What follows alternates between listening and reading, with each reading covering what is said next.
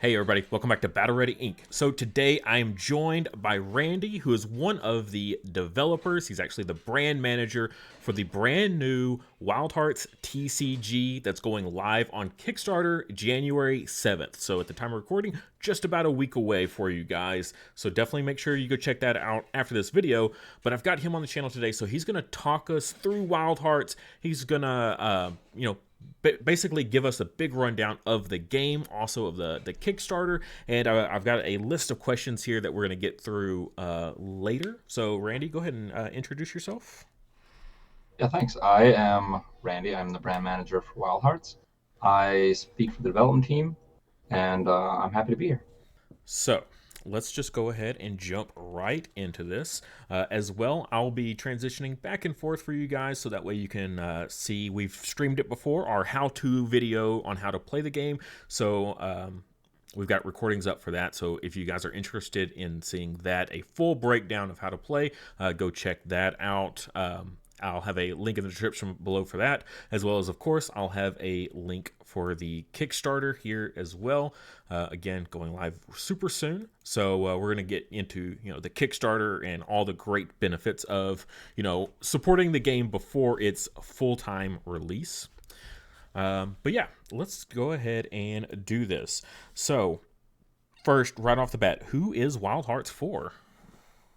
Wildhearts is for everyone. It's designed from the ground up to be easy to learn with a high skill ceiling. So I have a young daughter. I've taught her how to play. She really enjoys the game, but it's also designed for people who really want to take that tactical sense of the game and really expand on that. And children are probably not going to be able to play at that level, but that's good because it's going to appeal to everyone. So yeah, the basics of the game on a fundamental level, super straightforward, very easy to understand for all age groups, right? So from the children like what 10 and up. Well, my daughter's 6, Oh, and she learned it. Like Pokemon's technically 6, and it's definitely a little bit harder than that. But I think if you walk them through it and how everything works, they're able to catch on to it pretty quick. right. So I mean, essentially, as long as they're able to read and comprehend what they're reading, I guess it's pretty much that. But then the ceiling of mastering is super high. Like I coming from a competitive TCG player standpoint, and I know a lot of other players that I've played against already in the game. Definitely one of those where you're sitting there and you're thinking like multiple steps ahead because you only have a few steps every round, right? So you got to really like make sure your plays matter. And so really thinking like super in depth is pretty awesome. So I love the high ceiling of it. So what exactly makes Wild Hearts different from those other TCGs, right? If it's easy to understand and everything, but like what makes it so different? Well, I mean, let's go back a little bit. We started talking like you only have so many actions per round. I think what really makes it different, there's a number of things that make it different, but I would say one of the key differences is Wild Hearts doesn't let you just do your deck in a silo. Like your turn is your whole turn. You're doing it all by itself, and it doesn't really matter what your opponent's doing. What we have in a round is we have alternating actions. So once I do something, you get to do something. So it makes it very like this tactical back and forth feeling where I need to react to whatever it is that you're doing, and I can't just do my own thing. On top of that, I'd say that Wild Hearts, what makes it different is it does things that you can recognize from other games. We make them our own in a unique way. Like we have our resource system is you can take any card from your hand and you can put it face down as a resource. Or if it has a certain keyword like support, you can put that down face up. Every time you use that resource to pay for a card, you get that effect. It's very different and it feels really good. Another thing we have is we have fields that you're going to need to fight over for victory points. This has some you might if you've played Marvel Snap, it might seem similar, but it is very different in the fact that you you're very tactically going back and forth for these fields. Sometimes the fields are active, sometimes the judges' cards make it so they're not. Gives a very unique spin on it. We wanted the game to be recognizable for mechanics that players might have seen before, but really make them unique their own. Absolutely. I do love that aspect, right? So like going off that Marvel Snap comment, I've played Marvel Snap for like a year, right? And then so it does have that like similar vibe of like the different zones, but then like you said, the judges deck, you'll have fields that aren't inactive for a round. So it's like, oh, well, I've got all these creatures in that field from the last round. Now I need to, either move them, which, something like the Oliver's Inlet. I move a creature to this field, I get +1 power to it. So now we're increasing it. Things like that are definitely really really neat about it, of and it's random, right, based off the judge's deck of which field is going to be inactive that round, or sometimes they're all active. There's just a slew of different things. There's again 8 cards in the judge's deck that you don't know what's going to happen, which fields are going to be going to doing what. So I like that aspect of it. So it's very much got to stay on your toes, and you can't just like hunker down with one strategy and expect just to win. As well as that, the thing that making your own, right, you get to bring fields, so you don't have this, it's not a set amount of fields, right? So how many fields in total are going to be available at when the Kickstarter launches? Well, there's right now there's so for the actual TCG launch, there's going to be like more than 30 fields, but for this upcoming lore book launch, we have eight, nine fields, 8 fields Yeah, that you'll and be so able to. you're bringing two, right, and then your Mhm. opponent brings two. um, so I it's random, but it's you have a good control over your strategy, so you can build your deck around certain fields, and I think that's a really cool element about it. And then so when we're doing our deck building, right, you base it off of your familiars, and these are like your main monsters, right? These are your like your allies you're training with in the lore, right? And so they're immediately available. They're not a part in the deck or anything. You get them right from the beginning. Go ahead and break down our familiars for us, and talk about them. Yeah, so in the starter deck, there's 4 familiars of the 4 different styles. So styles are, they have colors associated with them as well, but they're kind of the thematic way we break apart some of the elements and some of the effects that you can do in the game. So within the styles, we have might, think of it like power, big creatures, tough creatures, symbolizing that we have the Chrism in the starter deck, which is a big, powerful golem.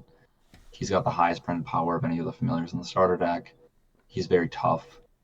And then, also in the starter deck, we have special. Special is going to be, it's going to have some ramp. It's going to have some negative counters. It's going to have um, a little bit of card draw. It's not going to have, say, plus power, but it's going to that interact with your opponent's creatures in other ways. Like it's going to make them less powerful, or it's going to give you more resources so you can do more things. It's going to give you some movement or some ability to bring your familiars. So when your familiars aren't out on the field, they're on the bench. They don't go in your deck.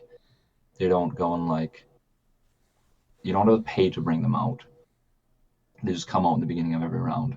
And if they would get KO'd or sent back to your bench, Special is going to have some ability for you to bring those familiars back out from the bench back into play. Moving on, we have actually kind of going back to the special. So symbolizing special in the starter deck, we have the Ferretune, which is like a magic moon ferret. It's a little ferret with a spell book. He is going to let you, when you pair him with other magical creatures in the field, he's going to let you seek or look at a certain amount of cards off the top of your deck, kind of equal to the magic creatures in that field, and you get to take one in your hand, put the rest of them at the bottom of your deck. And then he's going to give you some victory points as you get more resources, kind of synergizing with the ramp and the card draw within the set. In ferocity, ferocity is all about power, but it's at a cost. So you're going to become more powerful, but you're going to be like maybe KOing your own creatures. You're going to be getting rid of cards out of the top of your deck or out of your hand. Um, the Infernander synergize as well with that. That's the familiar, the fiery salamander, that is the starter deck familiar for ferocity. So whenever you discard a card out of your hand, he's going to breathe fire on an opposing creature, and he's going to give it negative counters.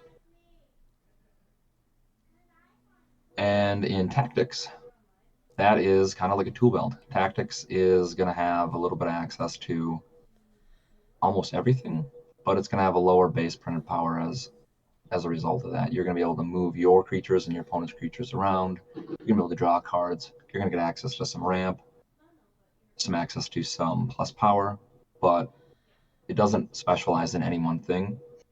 And kind of be the quintessential tactics starter deck familiar, we have the Owl Illusion. It's a psychic owl. When you put it in play, it's going to give your opponents a -1 counter, and it's going to let you move a friendly ally in this field to another field. And it has a special rule that normally you can only have one of any creature out on a field of your own, and this is going to let you put two, because you can't have any more than two of the same creature in your deck. But it's going to let you place both of them down to any field, which is pretty powerful.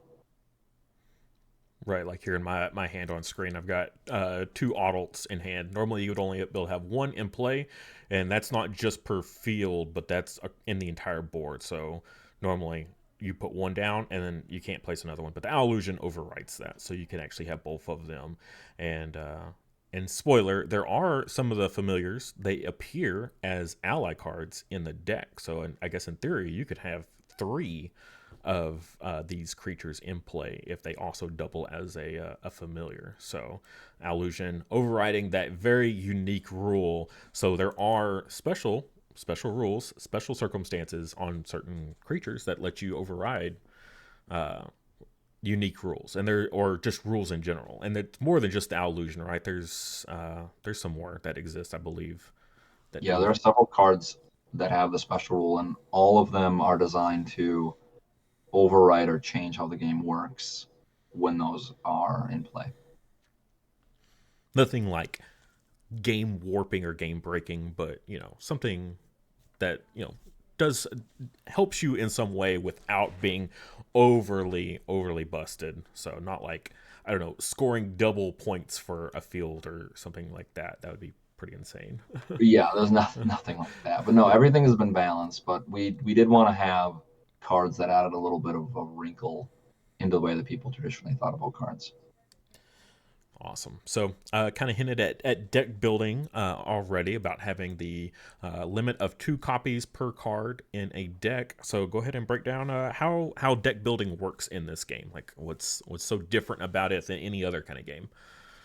Right. So you can only have so you're gonna have two familiars, and you can only have cards in your deck of the style that your familiars are. So say you had a might, which is green, and a special, which is blue. Familiar, you could only have might and special cards in your deck. Your familiars are not counted into your deck count total. So your deck count is going to be 30 cards. You can have two of any card in it. And then in addition to that, you're going to have your two familiars and you're going to have your two field cards that you bring, giving you 34 cards total. Which is smaller than most decks in most TCGs, and only 2 copies of a card in each deck. So, I mean, when it comes to getting cards to play this game, like I would imagine the threshold for the amount you need is pretty small. Like aside from, of course, the starter decks, which any game's going to have. I'd say that most any TCG will have starter decks. Will just let you play right out the gate. But even when it comes to buying booster packs and things like that, like you won't actually need as much as like other games. So it's actually makes Wildhearts super accessible. So with such a small deck, right? And you start out with 7 cards in your hand.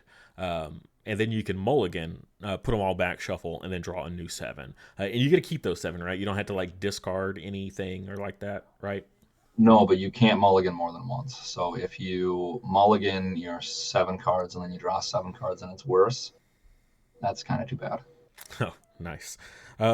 So then, with such a small deck, how many rounds are we looking at in a match, right? So victory points and all that. Like, is 30 cards enough in a deck to do a full game, a full match? Yes. So for the starter decks, the average length of a game is 4 rounds. But in constructed, the average length of a game we've seen is about 3 rounds. Because what ends up happening is you're rushing. The goal of the game is to end the round with more than 20 victory points.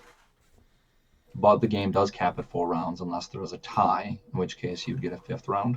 I've tried to have that happen, and I've actually never been able to have a fifth round for the game. But so if you do, that's awesome because I've never been able to have that happen. But yeah, so 30 cards seems to be perfectly fine because the average length for constructed is about 3 rounds, where someone will end the match over 20 points. And even in the starter decks where the average length is 4 rounds, nobody's decking out. Now, that does leave some room in the set for some mill, which will then add a wrinkle for that. But overall, we think the 30 cards is a sweet spot for deck size. Cool. Yeah. I've played this game for yeah, right at a year now. Was when I first jumped in and started talking to the guys was about a year ago. So I have literally never seen a deck out. Ever. Now, granted, there's not like a ton of self mill or mill your opponent. There's a little bit of it, right? But not a ton. But even then, even if you do manage to mill yourself or mill your opponent out, it's not like an instant loss, right? So what are the rules for decking out? Since again, the chances of it happening right now are pretty much non-existent for a round. But maybe in the future, you never know where the game will go and how, what sort of shenanigans the development team might come up with for mill strategies. But what happens when you do? So when you cannot draw a card, you're going to give your opponent a victory point for every card that you cannot draw. Now, is that drawing per like at the start of the turn, um, or in how does that work? Right, because I draw two cards at the start of my turn. Right. Is that two victory points? Yes. Okay, and like, what if there's like an effect that makes me draw a card? Then you would be giving your opponent a victory point as well. Okay, cool. Like the likelihood of it happening is low, but in case it does, it's not like an immediate. Oh no, you've lost. You have a chance, right? Basically, you got one extra turn in you before your opponent just starts to like snowball with all those free victory points. Right. So yeah, I think that's a really neat, unique way to do it. To do the whole like decking out strategy. So when it comes to winning off of victory points, right? Your goal is to get to 20 victory points before your opponent does. What are the ranges of the fields? Like how much are we expecting to get per round? So the field's victory points from what's going to be available after this Kickstarter is going to range anywhere from 2 victory points to 5 victory points per field. So it kind of depends. You have a lot of choice in how the game goes based on the fields that you bring. Are you building a control deck where you want it to go to 4 rounds and nobody to score very many points? Well, maybe you're going to bring like a two and a three field. Are you bringing like a might ferocity deck where you want to win early and before your opponents can really stabilize? Well, then you might bring a five and a four. It just really depends, and that's we really wanted players to have that sense of choice and agency when they were building their decks to bring fields that would really let them express themselves with that. I've done like bring as the lowest point fields as possible, and then I'll bring stuff like the Ferritune, which gives me victory points through other means other than winning the fields. And there's a decent amount of cards at launch that are going to have ways to gain victory points aside from winning a field. So if you want to slow your opponent down so that way they can't get a whole lot of victory points, bring the low cost field. So even if they're winning those fields, oh, congrats, you got 2 victory points. But I played all these cards this round that got me free victory points. So I actually end up further ahead because of it. So it's not all about just big number go burr. You can literally bring little stuff and still have a very solid strategy that goes with it. So again, very unique to the whole deck building and the game as a whole, right? I think that's really awesome. Awesome design wise.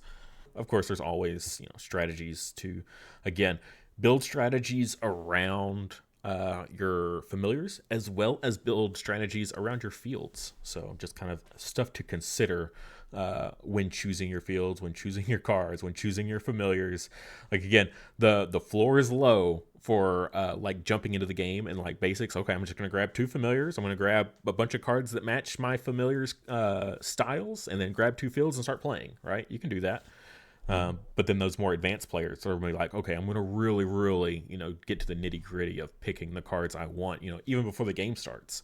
And just the deck building alone, you can get really advanced with it if you want. For sure. Yeah, because also the person with the lowest printed power between both their familiars chooses which field is kicked. So there's a lot of considerations that need to go in, like, do I want really strong familiars and then I'm at the mercy of my opponent, or do I want to pick weak familiars and then I get to choose which field is kicked. So I get to ensure that like my tactics are being chosen.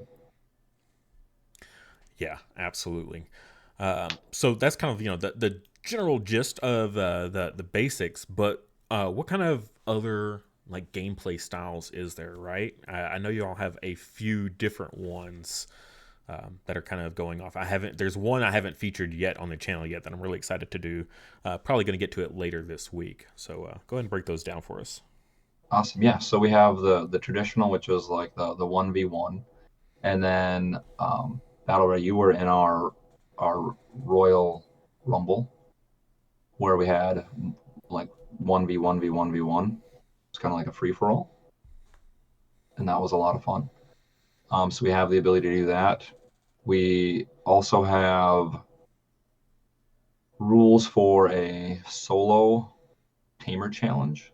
And that is so that's going to let you play against sort of a card AI. So the cards are all different. When you flip them over, they will tell you what to do.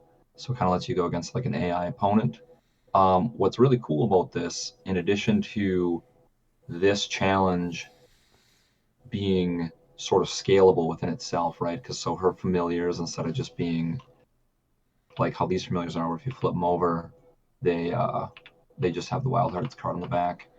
These Valentina's, which is one of our solo tamer challenge cards, when you flip her familiars over, they're different. And so as the match goes on, she will get more powerful. Or you can start with all of her familiars flipped over and her flipped over for an even bigger challenge.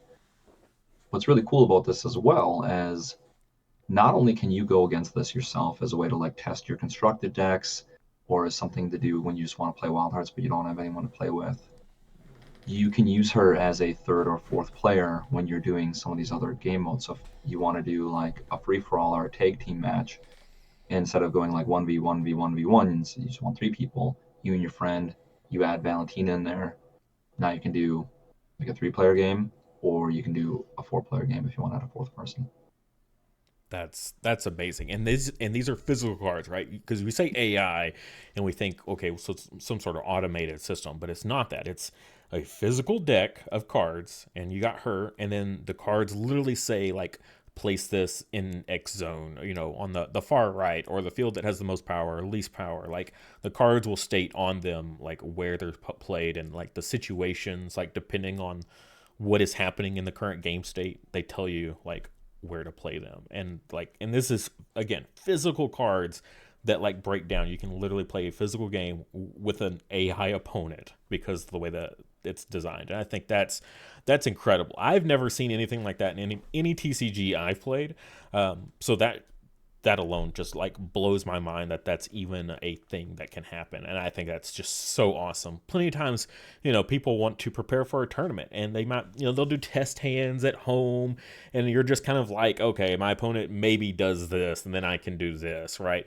But then this is like, oh, you can play a full game like over and over with varying levels of difficulty, because you can like you said, you can ramp up your opponent of like their abilities that they have to be more difficult. That's just, yeah, boggles my mind, and I think it's just amazing. So really, really excited for something like that.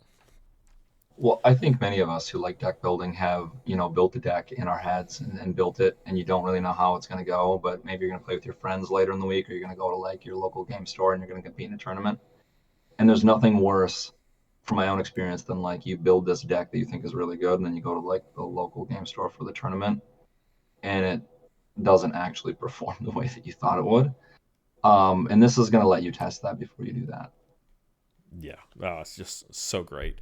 And yeah, so we talked about Battle Royale, which we featured on the channel before. Again, the whole 1v1, V1, right? But then you also have uh, rules for tag team, right? So 2v2. And these are all like official rules right out the gate. No like what is it, like fan brood or nothing like that. These are all official game modes like right out the gate. Now before we actually get into the Kickstarter, I did actually have a question. So we talk about tournaments and things like that, or will there be tournaments available, maybe not when the Kickstarter releases. Well, actually, I think there will be, but when the game releases for real though, like y'all have plans for actual tournaments. Are they going to be webcam? Are they going to be using the simulator? Like, what's the plan for that? So yes, we want to do tournaments. We want to do tournaments with webcam. There might be another tournament coming up here with the tabletop tabletopia mod. Um, but then also once the TCG actually launches, there will be physical tournaments as well. That's something that the team is really looking forward to. Webcam as well as in person at like events. Yes. Great to hear that there's already plans for like a competitive scene. Like often with TCGs, you got to have like all your different ducks in a row, right? For the different types of people that are buying your product. Either the collectors, you have the casuals, then you have the competitive players. So yeah, definitely very cool. Will you be able to do sealed play with these? Yes. Yep. So sealed and draft with the full TCG launch will be supported. This upcoming Kickstarter, the booster boxes are not the same as for this Kickstarter as the way that our normal booster boxes would be. Some of these game modes won't be playable.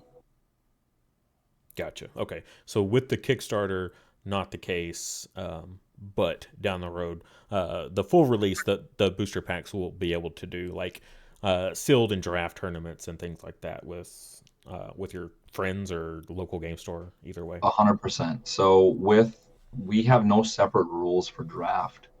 So basically, what that means is if you and three of your friends get together, one booster box will give you enough cards to make 430 card decks pretty easily. We've tested it pretty intensively internally, and it works really well. Awesome. Yeah, because I know a lot of people that that's their primary way they get into games is to doing those cracking packs and then just building right there on the spot. So um, that's cool that they're going to be able to do that with this game as well. So yeah, jumping into the Kickstarter then, because we've kind of kicked it around a few times. So like, what are we looking at for this the January 7th Kickstarter? So like, what's so um, like unique about this one as opposed to like later down the road? So this one is going to give you the lore book, the guide to Tetrum. It's going to give you kind of a sneak peek at a lot of these allies and creatures that are in Tetrum that you'll be able to see. In addition to that, it's also going to give you access to get the starter decks. So it's going to be the Foundation Edition. So it's going to be the Foundation Edition starter decks, which is going to it's going to have a different symbol. And we are also going to offer the boosters. Like we had kind of talked about how these boosters are different. So these boosters are going to be all alternate art, never to be released again. Um, Art of cards that you can kind of see in this Tabletopia mod. So there's gonna be about 50 cards plus where that'll be all different art, um, different familiars that we have. So there's gonna be 8 familiars that'll be in there, and then all these other cards for alt art, and they're gonna be of various different styles, and it's gonna be really cool. A really good way to have art on these cards that kind of show like you were there from the beginning. And then in addition to that, as kind of an early bird, we are going to be, so if you back within the first 48 hours, we are going to give you a mystery familiar, and that's going to be of a familiar that no one in the community has seen yet. So that'll be pretty cool. I can't wait for people to kind of get those and see what those are. Wow, that's super exciting. So yeah, nothing that's been shown before. That'll be, I guess, a part of the full launch later in 2025. Then that's when the those will be available. Yeah, so there's not like it's not a familiar that no one will ever be able to get ever. It's just a familiar. You'll get a mystery familiar. You'll be able to see it before anyone else if you back within the first 48 hours of the Kickstarter, and then everyone else will have access to those familiars um, in our full TCG launch later this year. But the familiars that are part of the mystery familiar pack will be like full art. So they're going to be just, you'll definitely be able to tell if someone got one of those even later on because they will look a little bit different. Cool. And you said how many different ones are going to be in this pack? So the mystery familiar pack will be one familiar that hasn't been released yet out of the various styles. Gotcha. Do we? Are you So allowed there to tell us will then how big the pool is? it's a pool of four, so one of each style. Okay. And you can only get one of these mystery packs. Is there any other way to get mystery packs? Or are these going to be Uh, like super exclusive to the 48-hour people? Super exclusive to the 48-hour people. The largest pledge tier will give you multiples of these because you cannot do limited pledges with like an early bird. But the general thing is it's not meant to be this like super coveted like we don't want people like breaking their bank or trying to like collect all these. It's meant to be like this super cool like I was here in the first 48 hours. I got this really cool familiar as part of like as a thank you and like as a way to like say like I was there like early and I have this super cool familiar to like show. I got you. Okay. Um, and then circling back around to the booster packs, so there are going to be exclusive arts in these booster packs, and these are going to be available from is set one or starter deck cards. So the cards that are in these booster packs for this upcoming Lorebook TCG are all the cards that are in the starter deck and kind of in the mod on the as you if you look over here like all these extra cards we've been revealing kind of coming up to this Kickstarter that wouldn't be in the starter decks plus the familiars in there. So it ends up being like a card pool of about 50 plus cards that can be pulled from there for alternate art. Oh wow. Okay. And these artworks will never be available again. It's only available in this Kickstarter. Correct. Yeah, we will never launch these arts again. Wow. So that's crazy. That's a lot of cards that are all going to be very exclusive to this Kickstarter. So, like, I mean, as an investor, like that sounds like something a lot of people would really want to jump in on, and you'll be able to do add-ons, I imagine, for like more packs and things like that. Correct. Yep. We're gonna have add-ons for pretty much everything is an add-on except for those mystery familiars. So you'll be able to get like booster boxes of these alternate cards as well, if that was something you were interested in. Cool. So even like a store then could go and invest in this Kickstarter, and they could get a whole stock of booster boxes then to have available. Hmm. Nice. I do want to like caveat that these booster packs are three cards of alternate art. They're not like your traditional full-length boosters, which is why like you can't do draft with them or whatever. It's a little bit different, but it's really just designed to like give back to the community like these cool alt arts that won't be available again as a way to say thank you for supporting us. For other unique things in the Kickstarter that won't be available again, we're also offering a two-player playmat for this Kickstarter that once this Kickstarter is gone, we'll be offering again as well. Um, Kind of like the playmat that you can see here in Tabletopia. It'll look different, but like a big, nice two-player playmat like that. Yeah. What is there anything else that's going to be exclusive for this Kickstarter that like for people wanting to jump in early and have more like an incentive? Is there anything else we haven't stated? Yeah, so there will be four. So the starter deck familiars, the Chrism, the Fairtune, the Infernander, and the Evolution are going to have a familiar bundle, I guess, of alt arts that will come, and that's different from the mystery pack. So that'll be available with every pledge. If you get the game, you'll get this mystery, not this mystery. You'll get the alternate art starter deck familiar bundle, and that's going to be alternate arts for the four starter deck familiars. So yeah, plenty of incentives then to get in on this early. Early as well as for this Kickstarter, which is like would you call it the founders or foundation?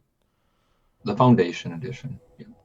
All right, and the last question I have here on my list. So, what is the yearly release schedule once the game fully releases and launches? I mean, we already talked about the decks are small and you don't need a ton of product every release, so it won't ever really break the bank or anything like that unless you're chasing alt arts in a set, something like that. Um, but so how often are we going to have to look at buying product for this game? Yeah, I'm gonna preface this as like, so this is a game that's also made by gamers. Like we play other TCGs as well, and we like them, and we know that, and we don't want anyone to feel like they need to give up another TCG to play Wild Hearts. So with that being said, we only have two primary sets a year with like a territory or third, like won't be a card set, but it might be like another add-on, like maybe it's a board game or something that we're gonna do per year. But for the TCG, it'd be two sets a year, which we feel like is plenty spaced out enough where you should be able to, like, if you like Wild Hearts and you want to play Wild Hearts, you can do that, and you can still play another TCG, and that's something that we definitely support and want people to feel like they can do and still play Wild Hearts. Yeah, that's great. Yeah, so two sets a year, so one every 6 months. That's not bad at all. That's fresh enough, right, to change it up every so often. Unlike other TCGs, especially indie TCGs, where we've seen they'll do one set a year, and that's so far out. Like your interest in the game will almost die off before the next release, and that's just abysmal. So having it at least twice a year, that'll feel a lot better for sure to keep the interest going. So about the time that you maybe personally feel you might be getting a little stale, you're gonna have a brand new wave of cards that are going to come in and freshen it up for you. Well, for sure, yeah, like deck analysis and deck and card analysis is kind of what keeps the game alive. But there's a fine line. Like you don't want to be dropping out a new set like constantly, where people just feel overwhelmed by the amount of cards that are there. But at the same time, yeah, like you were saying, like you don't want just like one set a year where people then get bored with the card list and everything is like solved, quote unquote, either. Yeah. And yeah, I mean, even going off of solve, like I don't feel like with this set one is so great. We